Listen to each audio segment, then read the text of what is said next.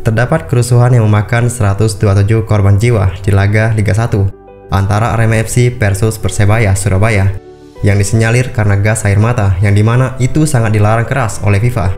Lantas muncul polemik bagaimana petugas bisa mengatasi kerumunan jika gas air mata tidak diperbolehkan.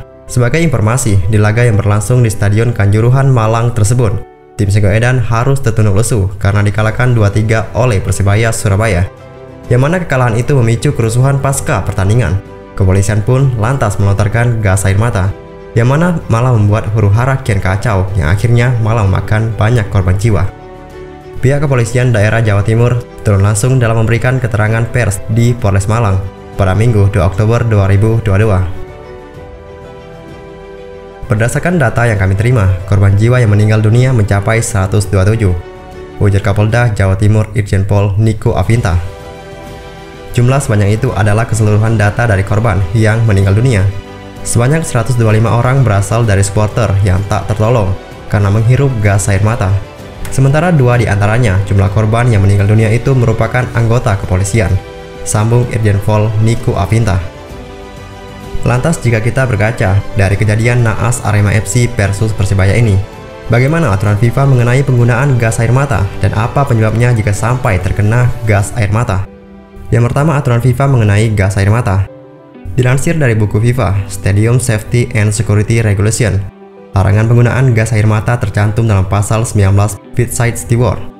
Dalam pasal 19 berbunyi bahwa demi melindungi pemain dan ofisial serta menjaga ketertiban umum, mungkin diperlukan untuk mengarahkan steward atau polisi di sekeliling lapangan permainan. Saat melakukannya, pedoman berikut harus dipertimbangkan. 19B. Dilarang baik menggunakan maupun membawa senjata api atau gas pengendali massa. Tentu dalam laga Arema versus Persebaya, polisi sudah melanggar kode keamanan FIFA yang mengakibatkan korban banyak berjatuhan. Sekedar informasi, pintu keluar dari tribun Stadion Kanjuruhan Malang aksesnya terbatas. Sementara itu, polisi melontarkan gas air mata yang membuat penonton kocar-kacir tak karuan. Kemudian penyebab meninggalnya banyak supporter ini diduga karena gagal napas setelah terinjak-injak supporter lainnya. Dilansir dari Center for Disease Control and Prevention, paparan gas air mata jangka panjang atau terkena paparan gas air mata berdosis tinggi, terutama di tempat tertutup, dapat menyebabkan efek parah. Efek parah tersebut bisa berupa kebutaan, glaukoma, atau sekelompok kondisi mata yang dapat menyebabkan kebutaan. Kemudian kematian mendadak karena luka bakar kimia yang parah di tenggorokan dan paru-paru. Kemudian kegagalan pernapasan yang dapat mengakibatkan kematian.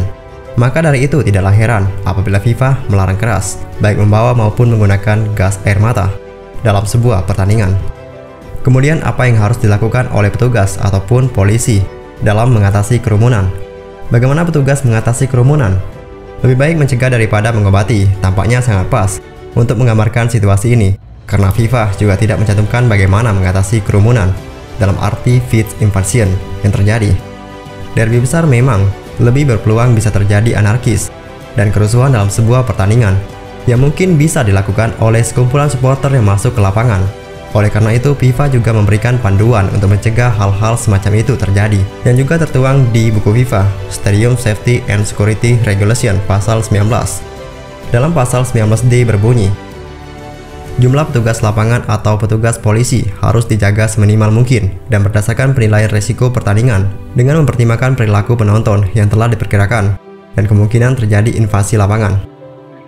Kemudian pasal 19E berbunyi, jika ada risiko tinggi invasi lapangan atau gangguan keramaian, pertimbangan harus diberikan untuk memungkinkan petugas polisi atau petugas steward untuk menduduki barisan depan kursi di stadion jika dianggap perlu, guna menambah kehadiran dan kemampuan secara keseluruhan penjagaan. Jika pendekatan ini akan diterapkan, perlu diperhatikan untuk memastikan bahwa kursi-kursi yang diduduki oleh petugas atau pengurus tidak dijual untuk umum.